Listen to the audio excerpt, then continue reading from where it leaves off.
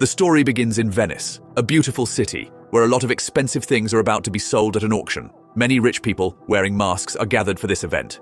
We meet the main character, Cyrus, who is very clever and plans to steal valuable items again, this time with his friends. Cyrus has a team, and he is the leader. The team includes a pilot girl, a skilled locksmith who is skilled at opening challenging locks, a girl who is a hacker, and a boy who is an engineer. There's also an elderly man who helps them in their thefts, and he accompanies Cyrus to the auction house. The auction house is filled with cameras, and a senior police officer named Abby is watching everything. Abby and Cyrus were friends a long time ago, but when Abby learns that Cyrus is a big thief, she makes a plan to catch him during a mission. Despite Cyrus being clever and escaping in the past, Abby is prepared with her team this time to catch him in the act as soon as he steals. The story unfolds as the auction begins. First, a very expensive painting was brought to the auction, and its price kept increasing. Eventually, it sold for $20 million. However, the clever thief Cyrus and his friends were already aware of this. They stole the painting before it reached the buyer and sold it on the black market for the same price. Next in line was a special item called NFT. The creator of this item wore a mask to keep their identity secret. The NFT had about 200 cameras that recorded videos and provided excellent video editing. During the auction, the hacker in Cyrus's team worked to manipulate the bidding. She pressed a button, causing chaos by turning off all the lights when the bid reached $25 million. In the confusion, Cyrus made the bid himself. Cyrus then approached the NFT creator, proposing to take the NFT to his place and complete the transaction there. All these actions were being observed by Abby, the senior police officer, who was watching from above. Abby and her team followed Cyrus and his team as they tried to escape. They rode on a special boat called a speedboat. They tricked the police and went into the middle of the sea. To avoid the police, they set up barriers, causing the police to get stuck behind. Then, they moved forward to their destination, a ship, where they celebrated with a party after the NFT auction. While Abby, the police officer, was still investigating, she carefully watched the videos of people who attended the auction. She noticed Cyrus's partner, the helper, who was still at the scene. As a result, they reached and captured him. During the investigation, they discovered that the stolen NFT's prices in the black market kept rising, reaching $30 to $40 million, then $40 to $50 million, and eventually $80 million. However, to activate the NFT, they needed the real owner, so they kidnapped the creator of the NFT. Cyrus spoke to the creator, explaining that the NFT, originally meant to be sold for 2.5 crores in the market, would now sell for $80 million in the black market due to the theft. He assured the creator that they didn't kidnap him to harm, but to share the profit. They proposed splitting the profit, benefiting both parties. To ease any concerns, Cyrus suggested having a party. Abby, who was part of Cyrus's team as a helper, sat in front and answered all questions in a contrary manner during the interrogation. Abby told the helper, "I will put you in jail and reveal the truth to everyone. It's better if you tell us everything about your team." The helper then shared that his team was currently in London. To catch them, Abby would have to go there with him. So, Abby, along with her colleagues, went to the London Police Department. In London, she met another officer who had secretly discovered that a big mafia named Lars had manipulated market shares. This caused prices to fluctuate, bringing him a lot of benefits. However, the real reason behind his profit wasn't market dynamics, but the flooding caused by a dam. This flood led to houses being submerged and people losing their lives, affecting the market. The officer informed Abby that Lars planned to do the same with another share in the next 2 months, involving a large mafia. Lars intended to pay the mafia with 10 tons of gold. Abby was tasked with breaking their deal and stopping the payment. The officer expressed the need for someone who could think like thieves to catch them. For this important task, we need a very smart thief, a mastermind thief. And guess who fits that description? It's Cyrus. Abby initially objected, saying it's impossible for Cyrus to help. The officer insisted that she had to convince Cyrus to stop Lars. Reluctantly, Abby agreed and went straight to Cyrus. When they met, there was blame and accusations, with both saying the other cheated. Eventually, Cyrus asked why Abby came. She explained everything the officer had told her and said, "You have to steal something for me." She revealed the plan to steal all the gold Lars was going to pay the mafia. Cyrus shared this with his team, and although shocked, they understood the difficulty of the task. Cyrus emphasized the importance of stopping Lars and the mafia. If they succeeded, the whole city would be flooded, leading to the loss of innocent lives. The team began to investigate how Lars and the mafia planned to execute their dangerous plan.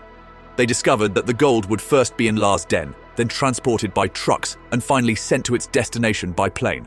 Now, Cyrus and his team were determined to figure out how to complete their mission and prevent the disastrous outcome.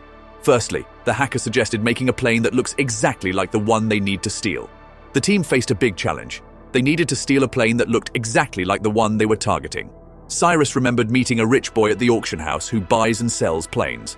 This boy had a plane that resembled the one they needed, and they planned to modify it to match. So, they went to the plane dealer to ask for the similar-looking plane. The dealer showed them a magnificent plane that was beautiful but had a problem. It had many LED lights and was noisy, making it forbidden to fly. Initially, the dealer refused to give them the plane. Abby, pretending to be a policeman, stepped in, informing the dealer that keeping such planes was illegal and he could end up in jail if he didn't cooperate. With this, the dealer agreed to lend them the plane. Now, with the plane secured, the team faced their next challenge: manipulating the radar. To do this, they needed to create a PSI, presumed signal indicator, that would produce signals, making two planes in the air appear as only one on the radar. However, a small problem arose when the two planes went up and down one after the other.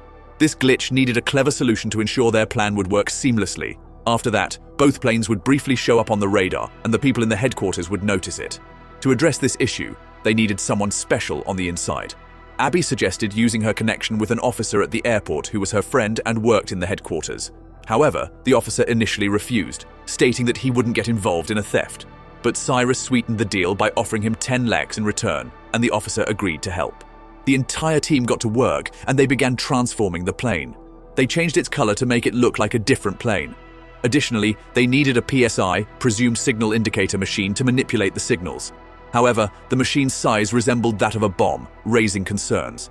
Abby then instructed the hacker to create many small parts of the PSI machine, which would be distributed among each team member, making the task more manageable. The hacker agreed, and after a lot of hard work, she produced different parts of the PSI machine. As the team prepared for the final day, everyone got ready in their own way for the crucial mission ahead. They decided to divide the plane tickets, with half for business class and half for economy. This way, they could cover the entire plane. They discovered that Lars's 2 gangsters were in business class and 3 were in the economy class, while the cargo held 10 tons of gold. The team prepared for their theft. The hacker successfully hacked all the cameras to keep everything under surveillance. The lockmaster installed his PSI machine in the bathroom, but one team member was scared and didn't join them. Abby decided to take on his role. In the business class bathroom, Abby started installing the second PSI machine.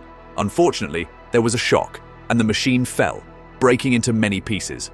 This worried Abby because they needed to fix and install it to avoid ruining their plan. Gangsters also wanted to use the washroom, and if they saw the broken machine, the plan would be in jeopardy. Fortunately, Cyrus arrived just in time. Together, they connected and installed the machine. Meanwhile, the pilot used her intelligence to fly her plane and bring down the larger plane. She waited for the PSI to activate so that the radar would show the same signal for both planes. At that moment, the headquarters radar received signals from both planes, setting the stage for their intricate plan. Upon seeing the signals on the radar, the airport officer's colleagues suggested informing their superiors.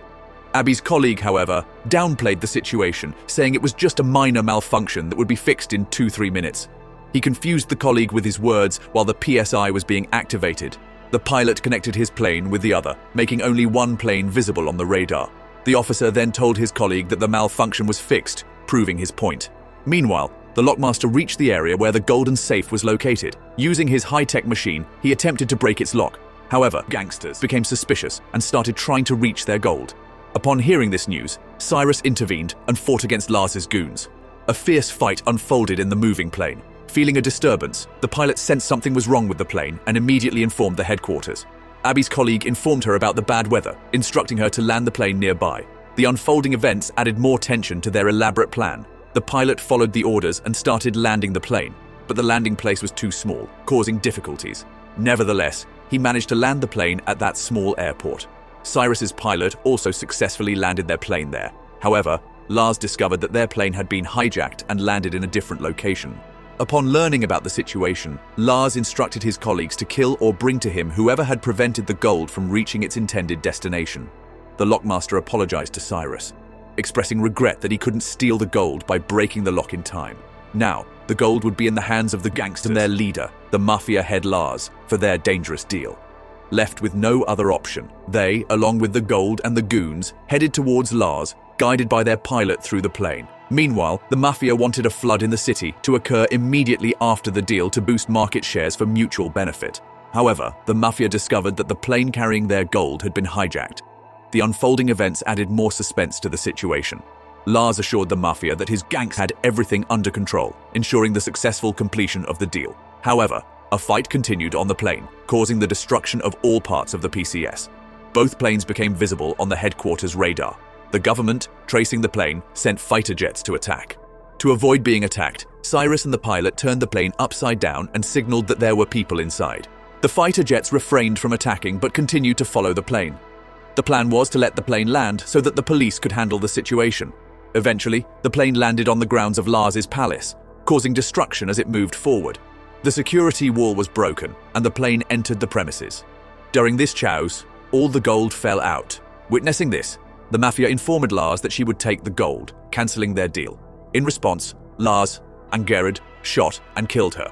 The police, who had been following the situation, surrounded them from all sides. As they moved in to apprehend Lars, he claimed that it was his own house and that the thieves had come to deal with the deceased mafia woman.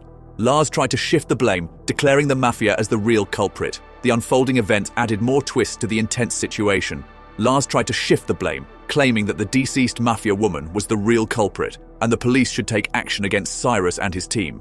However, Cyrus, using his intelligence, showed the police the recording from the plane's LED glass and the NFT creation. This evidence revealed that Lars was the true mastermind behind the plan to destroy the city, and he had made a deal with the mafia woman.